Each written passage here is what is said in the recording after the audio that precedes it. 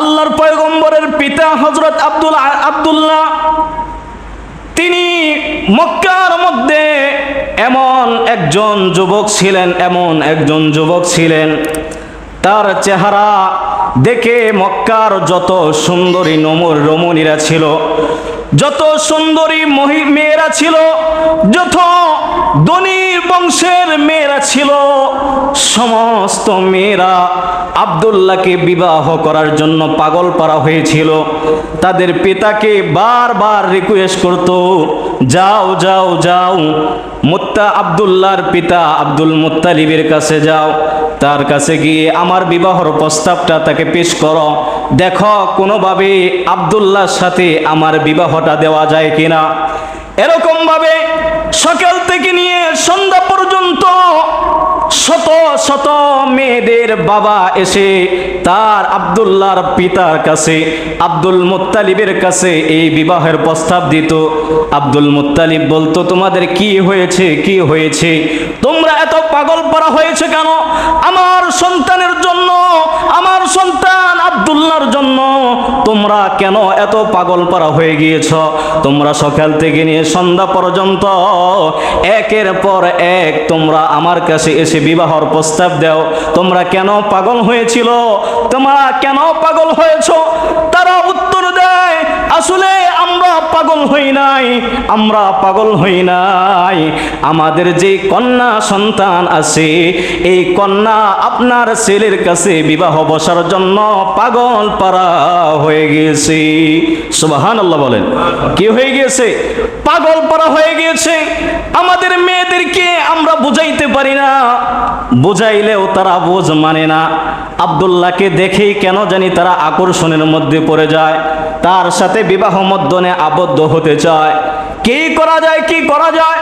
এরকম ভাবে সকাল থেকে নিয়ে সন্ধ্যা পর্যন্ত আব্দুল্লাহর কাছে বিবাহর প্রস্তাব আসতো, কিন্তু আব্দুল্লাহ কাউকে পাত্তা দিত না, তিনি রাজি হইতো না। আল্লাহর পয়গম্বর জনাবি বিশ্বনবী মুহাম্মদুর রাসূলুল্লাহ সাল্লাল্লাহু আলাইহি ওয়াসাল্লাম তো সাধারণ কোন বংশে জন্মগ্রহণ করতে পারে না, ঠিক কিনা বলে?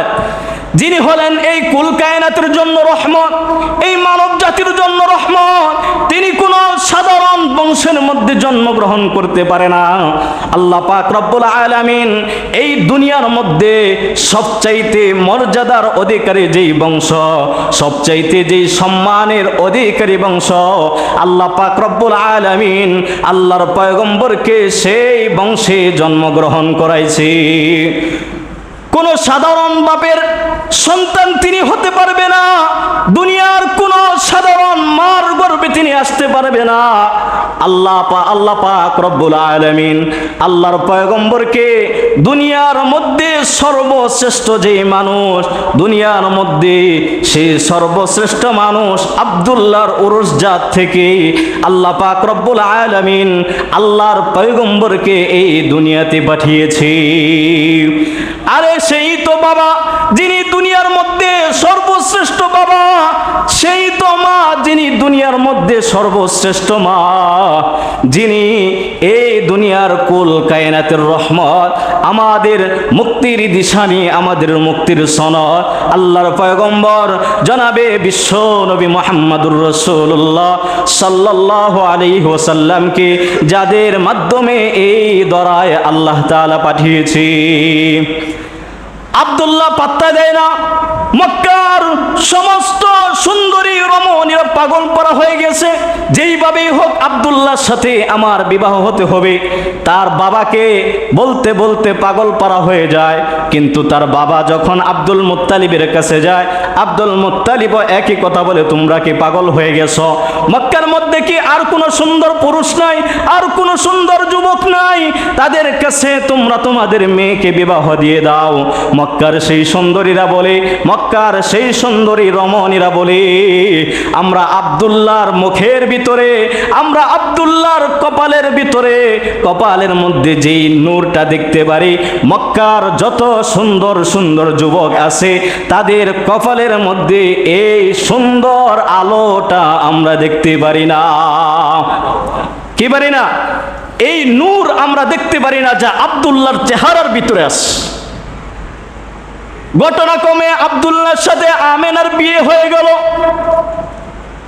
এদিকে যখন মক্কার সুন্দরী নারীগণরা জানতে পারলো আব্দুল্লাহর তো বিয়ে হয়ে গেছে আমেনার সাথে, এখন আব্দুল্লাহ বিবাহ করার পরে ঘর থেকে বাহির হয় না। একদিন না, 2 দিন না, 3 দিন না, 3 দিন পরে যখন আব্দুল্লাহ নিজ ঘর থেকে রাস্তায় বের হলো, মক্কার মধ্যে মুহূর্তের মধ্যে মক্কায় ছড়িয়ে পড়লো যে আব্দুল্লাহ আজকে ঘর থেকে বাহির হয়েছে। মক্কার আনাচে কানাচের যত সুন্দরী রমণীরা জানতে পারলো আব্দুল্লাহ ঘর থেকে রাস্তায় বের হয়েছে।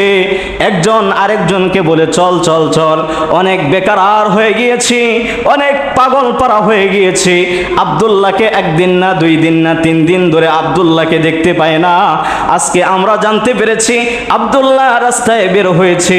চলো চলো যাই যাই যাই আব্দুল্লাহর চেহারাটা একবার দেখে আসি। মক্কার যত সুন্দরী নারীগণরা ছিল আব্দুল্লাহকে দেখতে গেল। আব্দুল্লাহর সামনে যখন সেই সুন্দরী নারীগণরা যায়, দেখে মুখ ফিরিয়ে চলে যায়। এরকম ভাবে যখন কয়েকজন নারী আব্দুল্লাহকে দেখে মুখ ফিরিয়ে চলে যায়, আব্দুল্লাহ বলল, হে নারীগণ, হে মেয়েরা, তোমাদের কি হয়েছে? ইতিপূর্বে তোমরা আমাকে দেখে আমার নজর থেকে চক্ষু সরাইতে পারতা না, তোমরা অবাক হয়ে আমার চেহারার দিকে তাকিয়ে থাকতা। আজকে তোমাদের কি হলো যে তোমরা আমার চেহারার দিকে তাকিয়ে মুখটাকে ঘুরে তোমরা চলে যাও? মক্কার সেই সুন্দরী নারীগণরা বলে, চল চল চল, আব্দুল্লাহর চেহারার ভিতরে যেই আকর্ষণটা ছিল, আব্দুল্লাহর চেহারার ভিতরে যেই নূরটা ছিল, আজকে আমরা সেই নূর আর দেখতে পারতেছি না। এই নূরের অধিকারী হয়ে গিয়েছে হযরত আমিনা। সুবহানাল্লাহ বলেন। হযরত আমিনা এই নূরের অধিকারী হয়ে গিয়েছে। আব্দুল্লাহ যখন জিজ্ঞাসা করলো সেই মক্কার সুন্দরী নারীগণদেরকে, তোমাদের কি হয়েছে? ইতিপূর্বে তো তোমরা আমাকে দেখে চেহারা থেকে মুখ সরাইতে পারতা না, চক্ষু সরাইতে পারতা না, আজকে তোমাদের কি হয়েছে যে তোমরা আমাকে দেখে দেখে চলে যাও? সেই মক্কার সুন্দরী নারীগণরা বলেছিল, হে আব্দুল্লাহ, তোমার বিবাহর আগে তোমার চেহারার ভিতরে যে নূরটা আমরা দেখতে পেরেছি, তোমার কপালের ভিতরে যেই নূরের ঝলকটা জল জল জল জল করছে, আজকে আমরা সেই নূর দেখতে পারতেছি না। এই নূরের অংশীদার হয়ে গিয়েছে আমিনা। এই নূরটাই হলো আল্লাহর পয়গম্বর জনাবে বিশ্ব নবী মুহাম্মদুর রাসূলুল্লাহ সাল্লাল্লাহু আলাইহি ওয়াসাল্লাম, যা আব্দুল্লাহর মাধ্যমে আমিনার গর্ভে চলে গিয়েছে। বলেন সুবহানাল্লাহ। সুবহানাল্লাহ বাড়িতে যেয়ে কইেন, কি কইেন? সুবহানাল্লাহ বাড়িতে যেয়ে কইেন। মসজিদে কোয়ার দরকার নাই, কি নাই? মসজিদে কোয়ার দরকার নাই। নাকি আপনারা ঘুমাইতেছেন? কথা বলেন, ঘুমাইতেছেন? যদি ঘুমান, যদি একবার ঘুম এসে যায়, যদি ওযু যায়, তাহলে শেষ, নামাজও গেল, সব শেষ, আমও গেল, সালাও গেল। এই জন্য চৌকান্ন থাকার চেষ্টা করি ইনশাআল্লাহ। যখন আমিনার গর্ভে আল্লাহর পয়গম্বর জনাবে বিশ্ব নবী মুহাম্মদুর রাসূলুল্লাহ সাল্লাল্লাহু আলাইহি ওয়াসাল্লাম চলে গেল, এদিকে যখন জানতে পারলো আমিনার গর্ভে আল্লাহর পয়গম্বর চলে আসছে, এদিকে হঠাৎ করে আব্দুল্লাহ ব্যবসার কাজের জন্য সিরিয়ায় চলে গেল। 1 মাস, 2 মাস, 3 মাস না, 6 মাস পর্যন্ত আব্দুল্লাহ আমিনার খেজমত করতে লাগলো। হঠাৎ করে আব্দুল্লাহর পিতা আব্দুল মুত্তালিব আব্দুল্লাহকে বলল, হে আব্দুল্লাহ, ব্যবসার উদ্দেশ্যে তোমাকে সিরিয়ায় যাইতে হবে, দামেশকে যাইতে হবে।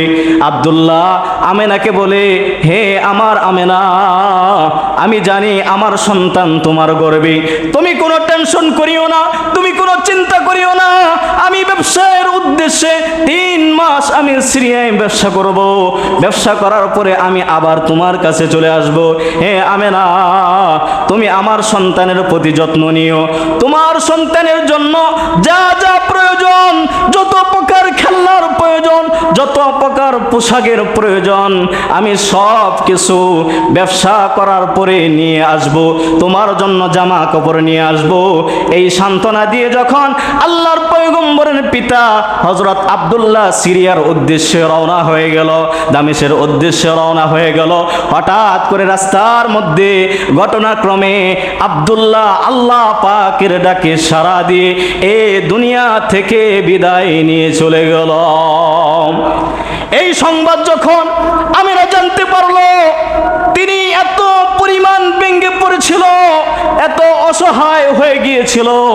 সাধারণত এই জামানায় একজন মা বুঝতে পারে, একজন মেয়ে বুঝতে পারে, যখন তার গর্ভের মধ্যে সন্তান আসে, সন্তানকে যখন গর্ভে রাখার পরে যখন তার স্বামীরা দুনিয়ার থেকে বিদায় নিয়ে চলে যায়, এই দুনিয়ার মধ্যে তার চাইতে কষ্টদায়ক আর কোনো দ্বিতীয় ব্যক্তি থাকতে পারে না, তার চাইতে অসহায় আর কোনো দ্বিতীয় ব্যক্তি থাকতে পারে না। ঠিক তেমনি ভাবে আমেনা ভেঙে পড়ল, তিনি অনেক কষ্ট পাইল। তিনি মনে মনে চিন্তা করে, আমার সন্তান জন্মগ্রহণ করার আগে আমার স্বামী এই দুনিয়া থেকে বিদায় নিয়ে চলে গেল, আমার এই সন্তানের নাম কে রাখবে? আমার এই সন্তানকে কে খেলনা কিনে দিবে? আমার এই সন্তানকে কে খেলাধুলার জন্য মাঠে নিয়ে যাবে? আমার এই সন্তানকে কে দেখাশোনা করবে? আমেনা চিন্তায় বিভোর হয়ে গেল। তিনি টেনশন করতেছে, হায় হায় হায়, আমি কেমন কপাল পোড়া, কেমন কপাল পোড়া, আমার সন্তান দুনিয়াতে আসার আগে আমার স্বামী এই দুনিয়া থেকে বিদায় নিয়ে চলে গেল। আমেনা প্রতি রাতে ঘুমের ঘরে তিনি চিন্তা করে, যখন ঘুমাইবার যায় তিনি চিন্তা করে, আমার সন্তানের গতিটা কি হবে, আমার সন্তান কিভাবে মানুষ হবে, আমার সন্তানকে আমি কিভাবে লালন পালন করব। যখনই আমেনা এই কথা চিন্তা করতেছে, আল্লাহ পাক রব্বুল আলামিন সেই আরশে আজিম থেকে হযরত জিবরাইল আলাইহিস সালাতু ওয়াস সালামকে ডাক দিয়ে বলে, হে জিবরাইল, যাও যাও যাও, আমেনার কাছে একটা সুসংবাদ নিয়ে যাও। জিবরাইল আলাইহিস সালাতু ওয়াস সালাম যখন আমেনার কক্ষে প্রবেশ করলো, আমেনা দেখতে পারলো একজন সুন্দর চেহারার অধিকারী, সাদা জুব্বা পরা একজন ব্যক্তি আমেনার কক্ষে প্রবেশ করেছে। আমেনা দেখে জিজ্ঞাসা করলো, আপনি কি? জিবরাইল আলাইহিস সালাতু ওয়াস সালাম বললেন, আনা জিবরাইল, জিতু ইলাল আরশ, আরশ থেকে আল্লাহ পাক রব্বুল আলামিন আমাকে এক সুসংবাদের বার্তা দিয়ে আপনার কাছে আল্লাহ তাআলা আমাকে পাঠিয়েছে। আমেনা মনে মনে চিন্তা করে, মনে হয় আল্লাহ তাআলা আবার আমার স্বামীকে আমার সন্তানের জন্য ফিরিয়ে দিবে। জিবরাইল আলাইহিস সালাতু ওয়াস সালাম বলে, ও আমেনা, শুনেন শুনেন শুনেন, আপনার জন্য একটা কঠিন বড় সুসংবাদ আছে। আমেনা বলে, কি সুসংবাদ? আপনি আমাকে তাড়াতাড়ি বলে দেন, আপনি আমাকে তাড়াতাড়ি জানিয়ে দেন। হযরত জিবরাইল আলাইহিস সালাতু ওয়াস সালাম আমেনাকে বলে, শুনেন, আপনি চিন্তা করতেছেন আপনার সন্তানের নাম কে রাখবে, আপনার সন্তানের নাম কি রাখবেন, আপনার সন্তানের সাথে কে খেলাধুলা করবে, আপনার সন্তানকে জামা কাপড় কে কিনে দিবে, আপনি এটা টেনশন করতেছেন। হে আমেনা, শুনে রাখেন, শুনে রাখেন, আপনার গর্ভে যেই সন্তানটা আগমন করেছে, এই সন্তান দুনিয়ার কোনো সাধারণ সন্তান না। আল্লাহ পাক রব্বুল আলামিন আদম আলাইহিস সালাতু ওয়াস সালাম থেকে ঈসা আলাইহিস সালাতু ওয়াস সালাম পর্যন্ত যত নবী রাসূলগণ এই পৃথিবীতে প্রেরণ করেছে, সমস্ত নবী রাসূলগণের সরদার সাইয়্যিদুল মুরসালিন খাতামুন নবিয়্যিন জনাবে বিশ্ব নবী মুহাম্মদুর রাসূলুল্লাহ সাল্লাল্লাহু আলাইহি ওয়াসাল্লাম আপনার গর্ভে এসেছে। আমেনাকে বললেন, কোন সাধারণ সন্তান আপনার গর্ভে আসে নাই, যিনি এই দু জাহানের সর্দার হবে, যিনি কিয়ামত পর্যন্ত যত মানুষ এই ধরায় আগমন করবে তাদের সর্দার হবে। আল্লাহ পাক রব্বুল আলামিন তাকে এত শক্তির অধিকারী করেছে, এমন এক কিতাব আল্লাহ তাআলা তাকে দান করবে, যে এমন এক হেদায়েত আল্লাহ তাকে দান করবে যে গোটা পৃথিবী তার কথার মধ্যে অনুসরণ করবে। আমেনাকে বলে আপনি কোনো টেনশন করবেন না। আপনি টেনশন করতেছেন আপনার সন্তানের নাম কি রাখবেন। হ্যাঁ আমেনা শুনে রাখেন, শুনে রাখেন, ইনি কোনো তো সাধারণ মানুষ না, তাই দুনিয়ার কোনো মানুষের অধিকার নাই তার নামকরণ করার। স্বয়ং আল্লাহ পাক রব্বুল আলামিন আপনার সন্তানের নাম রেখে দিয়েছে। আপনার সন্তান যখন এই পৃথিবীতে আগমন করবে, আগমন করার পরে আপনার সন্তানের নাম রাখবেন মুহাম্মদ সাল্লাল্লাহু আলাইহি ওয়াসাল্লাম। আপনার সন্তানের নাম রাখবেন মুহাম্মদ। আপনি তাকে আল্লাহ তাআলার আশ্রয়ে ছেড়ে দিবেন, আপনি তার জন্য দোয়া করবেন, তার নাম আপনি মুহাম্মদ রাখবেন। হে আমেনা, আপনি চিন্তা করতেছেন আপনার সন্তানকে কে লেখাপড়া করাইবে, আপনি এটা নিয়ে টেনশন করতেছেন। হে আমেনা, এটা নিয়ে আপনার কোনো টেনশন নয়। এই পৃথিবীতে যত নবী রাসূলগণ আগমন করেছে, এই পৃথিবীতে যত সৃষ্টি আগমন করেছে, এই পৃথিবীতে যত মানবকুল এই পৃথিবীতে আগমন করেছে, সমস্ত মানবকুলের সমস্ত নবী রাসূলগণের হলো উনি শিক্ষক। অতএব এই পৃথিবীর বুকে ওনার শিক্ষক আল্লাহ তাআলা ছাড়া আর কেউ হতে পারে না। আল্লাহ পাক রব্বুল আলামিন হলেন ওনার শিক্ষক। যত জ্ঞান দেওয়ার দরকার এই দুনিয়াতে ইসলাম প্রতিষ্ঠিত করার জন্য, যত জ্ঞানের দরকার সমস্ত জ্ঞান আল্লাহ তাআলা আপনার গর্ভের মধ্যে যেই সন্তান এসেছে এই সন্তানকে আল্লাহ তাআলা দিবে। আমেনাকে হযরত জিবরাইল আলাইহিস সালাতু ওয়াস সালাম বলে, হে আমেনা, আপনি টেনশন করতেছেন যে আপনার সন্তানকে কে খেলনা কিনে দিবে, আপনার সন্তানকে কে খেলনা কিনে দিবে, আপনি এটা টেনশন করতেছেন। হে আমেনা, দুনিয়ার মধ্যে যত সন্তান খেলনাধুলা কিনে, হয়তো কাঠের খেলনা, হয়তো মাটির খেলনা, আর না হয়তো স্বর্ণের খেলনা, আর না হয়তো রূপার খেলনা। হে আমেনা, আপনি শুনে রাখেন, শুনে রাখেন, আপনার গর্ভে যেই সন্তানটা এসেছে এই সন্তান যখন জন্মগ্রহণ করবে, কোন কাঠের খেলনাও আল্লাহ তাআলা দিবে না, কোন মাটির খেলনাও আল্লাহ তাআলা দিবে না, কোন স্বর্ণের খেলনাও আল্লাহ তাআলা দিবে না, কোন রূপার খেলনাও আল্লাহ তাআলা দিবে না।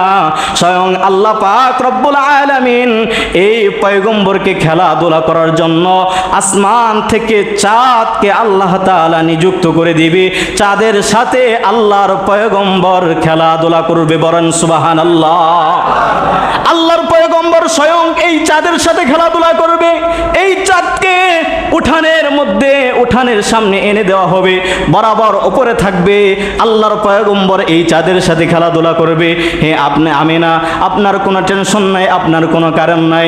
আল্লাহর পয়গম্বরের এই সুসংবাদ হযরত জিবরাইল আলাইহিস সালাতু ওয়াস সালাম তার মা আমেনাকে দিয়ে যখন হযরত জিবরাইল আলাইহিস সালাতু ওয়াস সালাম চলে গেল, আমেনার অন্তরের ভিতরে আর কোনো টেনশন নাই, আর কোনো দুঃখ নাই, তিনি আনন্দে চলতেছে। আমেনা যখন সকালবেলায় রাস্তা দিয়ে হাঁটে, যখন পানি আনতে কূপের মধ্যে যায়, অন্য নারীরা যখন কূপের মধ্যে পানি আনতে যায় তারা রশি দিয়ে টেনে টেনেও পানি তুলতে পারে না। আর আমেনা যখন পানি আনতে কূপের সামনে যায়, কেমন জানি লাভ মেরে পানি একাই মক্সির মধ্যে উঠে পড়ে, বলেন সুবহানাল্লাহ। জোরে বলেন না সুবহানাল্লাহ। আমেনা দেখে আশ্চর্য হয়ে যায়, আর পানিকে জিজ্ঞাসা করে, হে পানি, কিছুই তো বুঝি না। অন্য নারীগণরা যখন পানি আনে কত কষ্ট করে, পানি তো উপরে উঠে না, আর আমি যখন এই কূপের সামনে দাঁড়াই তুমি কিভাবে অটোমেটিক আমার মস্কের মধ্যে চলে আসো? পানি বলে, আমরা কেন আসবো না, কেন আসবো না? আপনার গর্ভে যে সন্তানটা আসছে এটা কোনো দুনিয়ার সাধারণ মানুষ না, তিনি হলেন আমাদের নবী সাইয়্যিদুল মুরসালিন খাতামুন নবিয়্যিন রাহমাতাল লিল আলামিন। আমেনা বলে, আমি যখন রাস্তা দিয়ে হেঁটে যাই, যখনই আমি ঘর থেকে বের হই, ঘর থেকে বাহির হইতে দেরি হয়, আমার মাথার উপর এক খণ্ড মেঘ আসতে দেরি হয় না, বলেন সুবহানাল্লাহ। তিনি আরো বলেন, আমি যখন রাস্তা দিয়ে হাঁটি, রাস্তার চতুর্পাশে যত গাছগাছালি ছিল সমস্ত গাছগাছালিগুলো সেজদায় লত হয়ে যায়। আমি যখন কোনো পাথরের মধ্যে পাড়া দেই, পাথরটা সাথে সাথে তুলার মতো হয়ে যায়। আর আমি যখন কোনো কাঁটার মধ্যে পাড়া দেই, পাড়া দেওয়ার সাথে সাথে সেই কাঁটাটা ফুলে পরিণত হয়ে যায়। বলেন সুবহানাল্লাহ। আমেরা যখন রাস্তা দিয়ে হাঁটে, তার শরীর থেকে এমন সুঘ্রাণ বের হয়, এমন সুঘ্রাণ বের হয় যা ইতিপূর্বে মক্কার কোনো মানুষ এই সুঘ্রাণ শুনে নাই। এদিকে মক্কার যত নারীগণরা ছিল সমস্ত নারীগণরা কানা খোসা শুরু করে দিল, কানা খোসা করলো যে আমেনা তো একজন বিধবা মহিলা, তিনি কেন এত দামি দামি আতর সুগন্ধি ব্যবহার করে। সেই সময় আরবের মধ্যে একটা নিয়ম ছিল, যদি কোনো স্ত্রীর স্বামী মারা যায় তিনি 7 মাস পর্যন্ত তার শরীরের মধ্যে কোনো সুগন্ধি লাগাইতে পারবেন না, তিনি কোনো 7 মাস পর্যন্ত অলংকার ব্যবহার করতে পারবেন না, 7 মাস পর্যন্ত ভালো কোনো কাপড় পরিধান করতে পারবেন না। যখন এই সুঘ্রাণটা আরবের আনাচে গানাচের মধ্যে মহিলাদের কাছে ছড়িয়ে পড়লো, সমস্ত মহিলা গিয়ে আব্দুল মুত্তালিবের কাছে বিচার দিল, আপনার তো মান সম্মান শেষ, আপনার বৌমা আমেনা বিধবা হয়েছে কিছুদিন হয়েছে, আর তিনি এমন এক সুগন্ধি আতর ব্যবহার করে রাস্তা দিয়ে যায় যে এই সুগন্ধি আতরের ঘ্রাণটা 3 দিন পর্যন্ত রাস্তায় থাকে। আব্দুল মুত্তালিব বলে, তাহলে আমার মান সম্মান শেষ, আমি একজন মক্কার মুত্তালিব, আমি আল্লাহ মক্কার একজন পত্তালিক, আর আমার বৌমা এই কাজ করে, তাহলে তো এটা একটা অসম্মানের কথা। তিনি তাড়াতাড়ি তার বউকে ডাক দিলেন, এদিকে এদিকে, ঘটনা তো ভিন্ন হয়ে গিয়েছে, আমার বৌমার বিরুদ্ধে তো মক্কার সমস্ত মহিলারা এসে বিচার দিয়ে গেল, তিনি এমন এক সুগন্ধি আতর ব্যবহার করে যা ইতিপূর্বে আমরা শুনতে পাই নাই। এটা আব্দুল মুত্তালিবেও বুঝতে পেরেছে, কিন্তু কওয়ার সাহস পাই নাই। তিনি মনে করেছে কোথায় থেকে এই গ্রান আসতেছে। যখন মক্কার সমস্ত মহিলারা এসে আব্দুল মুত্তালিবের কাছে বিচারে দিল, ঘটনা তো সত্য, তিনি এটা বুঝতে পারলেন। তাকে বলল, আমেনাকে অতি জলদি তাড়াতাড়ি ডেকে আনো। যখন তার সামনে আনা হলো, তখন আব্দুল মুত্তালিব বলল, হে বৌমা, আমি সিরিয়ায় সফর করেছি, দামেশে সফর করেছি, মিশরে সফর করেছি, বিভিন্ন রাষ্ট্রে আমি সফর করেছি। যেহেতু আমি মক্কার একজন বড় মুতাওয়াল্লি, আমাকে সবাই সম্মান করে, আর আমি যেই দেশে যাই না কেন সেই দেশে আমাকে হাদিয়া দেয়। সেই দেশ থেকে সবচাইতে যে বিখ্যাত সুগন্ধিময় আতরটা আছে, এই সুগন্ধিময় আতরটা আমাকে মানুষে হাদিয়া দেয়। কিন্তু প্রশ্নের বিষয় হলো, সেই সুগন্ধিত তোমার শরীর থেকে যে সুগন্ধ আসে, এই সুগন্ধির তুলনায় কিছুই না। তুমি কি আতর ব্যবহার করা, কি সুগন্ধি ব্যবহার করা, আমাদেরকে একটু বলো না। আল্লাহর পয়গম্বরের মা হযরত আমেনা চক্ষু শীতল করে দিয়ে জর করে তার চক্ষু মোবারক দিয়ে পানি পড়তেছে।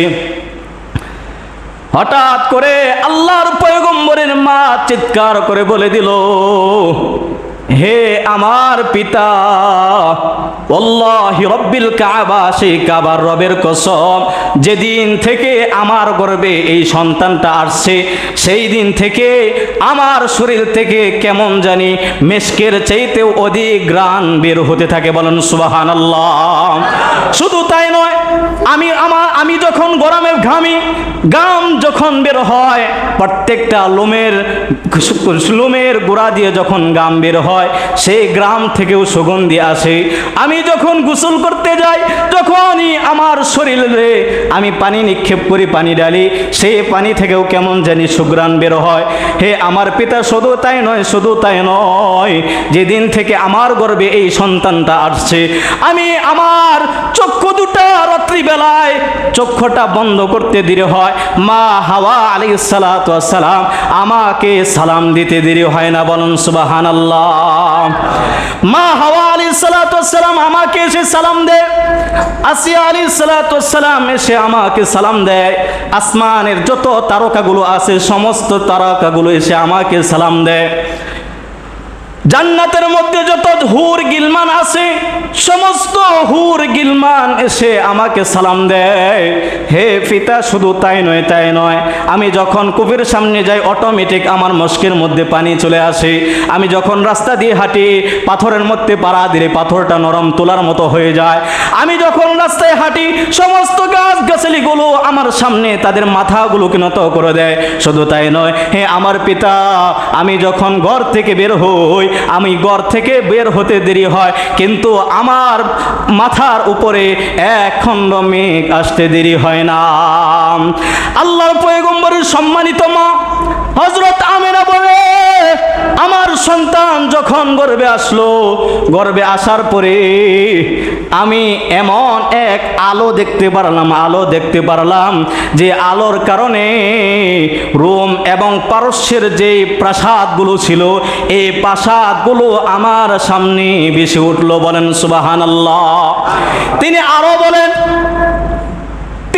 বলেন সাধারণ মহিলা যখন প্রেগনেন্ট হয়, যখন সাধারণ মহিলার গর্ভে যখন সন্তান আসে, সাধারণ তিনি দুর্বল হয়, তার মাতলামি হয়, মাথা ঘোরায়, শরীরটা কেমন জানি দুর্বল হয়ে যায়। আর আমার গর্ভে যখন যেদিন আমার সন্তান আসছে আমার কোনো মাতলামি হয় নাই, আমার কোনো কষ্ট হয় নাই। যেদিন থেকে আমার গর্ভে আমার সন্তানটা আসছে সেদিন থেকে আমি এত আরামে আছি যা আমি বলে কখনোই শেষ করতে পারবো না। হযরত আব্দুল মুত্তালিবের আরেক ছেলে আল্লাহর পয়গম্বরের চাচা আবু তালেব আল্লাহর পয়গম্বরকে বলে, হে বাতিজা, আমি জানি তুমি কেমন, আমি দেখেছি তুমি যে কেমন একজন মানুষ, আমি নিজ চোখে দেখেছি, আবার কিছু ঘটনাও শুনেছি। আল্লাহর পয়গম্বর বলে, হে আমার চাচা, আপনি কি দেখেছেন? কয়, আমি আমার নিজ চোখে কিছু ঘটনা দেখেছি আর তোমার মা কিছু ঘটনা বর্ণনা করেছি। আল্লাহর পয়গম্বর তার চাচাকে বলে, হে চাচা, আপনি ঘটনাটা একটু বর্ণনা করে আমাকে শোনান।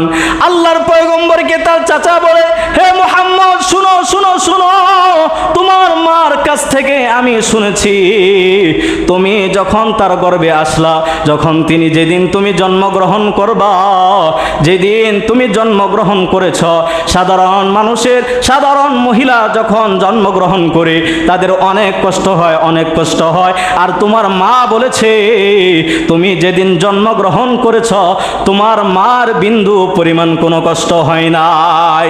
শুধু তাই নয়, হে মুহাম্মদ, তুমি শোনো, যেদিন তুমি সুবহে সাদিকের সময় এই পৃথিবীতে আগমন করলা, তোমার মা যখন যে কক্ষে অবস্থান করতেছিল সেদিন সেই বাতির মধ্যে কোনো চেরাগ ছিল না, কোনো আলো ছিল না। হে মুহাম্মদ, তুমি যখনই এই পৃথিবীতে আগমন করলা, এই পৃথিবীতে আগমন করার সাথে সাথে তোমার মার কক্ষটা সূর্যের মতো আলোকিত হয়ে গিয়েছিল। বলেন সুবহানাল্লাহ। শুধু তাই নয়, হে মুহাম্মদ, তুমি শোনো, এটাই শুধু শেষ নয়, যখন তুমি জন্মগ্রহণ করলা, সাধারণ কোনো সন্তান যখন জন্মগ্রহণ করার পরে তার শরীরের মধ্যে অনেক ময়লা লেগে থাকে, তার সেই ঘরের মধ্যে অনেক দুর্গন্ধ সৃষ্টি হয়। হে মুহাম্মদ, তুমি শুনে রাখো, তুমি যেদিন জন্মগ্রহণ করেছ তোমার শরীরের মধ্যে বিন্দু পরিমাণ কোনো ময়লা আবর্জনা ছিল না। তুমি যখন জন্মগ্রহণ করেছ সেই কক্ষ থেকে বিন্দু পরিমাণ কোনো গন্ধ আসে নাই। মনে হয় তোমার মার পেট থেকে কে যেন ক্লিন ওয়াশ করে তোমাকে এই পৃথিবীতে বের করেছি। হে মুহাম্মদ, শুধু তাই নয়, সাধারণ যখন কোনো সন্তান জন্মগ্রহণ করার পরে তার নাভিটা এক্সট্রাভাবে কাটতে হয় কি হয় না? কথা বলেন, কাটতে হয় কি হয় না? কাটতে হয়। 2 দিন 3 দিন নয়, 15 থেকে 20 দিন পর্যন্ত সেই নাভিটা শুকাইতে লাগে। হে মুহাম্মদ, তুমি যেদিন জন্মগ্রহণ করেছ সেদিন কেউ তোমার নাভিটা কাটে নাই, নাভির নারটা কাটে নাই। অটোমেটিক সেই তোমার মার গর্ভ থেকে তুমি নাভিটা কাটা অবস্থায় তুমি এই পৃথিবীতে জন্মগ্রহণ করেছ। হে মুহাম্মদ, শুধু তাই নয়, যেদিন তুমি জন্মগ্রহণ করেছ জন্মগ্রহণ করার পরে সাথে সাথে তুমি আত্তাহিয়াতুর সুরতে এখানে বসে গিয়েছ, আর বসার পরে তুমি তোমার শাহাদত আঙ্গুলটা উঠাইছ, আসমানের দিকে তাকিয়ে তোমার মুখ দ্বারা জানি তুমি কেমন বীর করে কি বলেছ। এর কারণে যখনই তুমি এই পৃথিবীতে জন্মগ্রহণ করেছ, জন্মগ্রহণ করার সাথে সাথে ওই যে পারস্যের কিসরা সেই প্রাসাদের 14টা গম্বুজ ভূমিকম্পের কারণে দোষে পড়ে গিয়েছে। শুধু তাই নয়, হে মোহাম্মদ যেদিন তুমি জন্মগ্রহণ করেছ, জন্মগ্রহণ করার সাথে সাথে সেই পারস্যের কিসরার যেই অগ্নিকুণ্ডটা ছিল 1000 বছর পর্যন্ত প্রজ্বলিত ছিল, 1000 বছর পর্যন্ত সেই আগুনটা জ্বলন্ত ছিল, নিবে নাই, সাগরটা পর্যন্ত নিবে নাই, এমন প্রজ্বলিত ছিল। যখন তিনি জন্মগ্রহণ করলো, জন্মগ্রহণ করার সাথে সাথে সেই 1000 বছরের প্রজ্বলিত আগুনটা সাথে সাথে নিভে গেল। হে মোহাম্মদ, শুধু তাই নয়, তুমি যখন জন্মগ্রহণ করলা, সেই পারস্যের কিসরার একটা শ্বেত নদী ছিল, এত বড় নদী, জন্মগ্রহণ করার সাথে সাথে সেই নদীটা মুহূর্তের মধ্যে শুকিয়ে গেল। বলেন সুবহানাল্লাহ।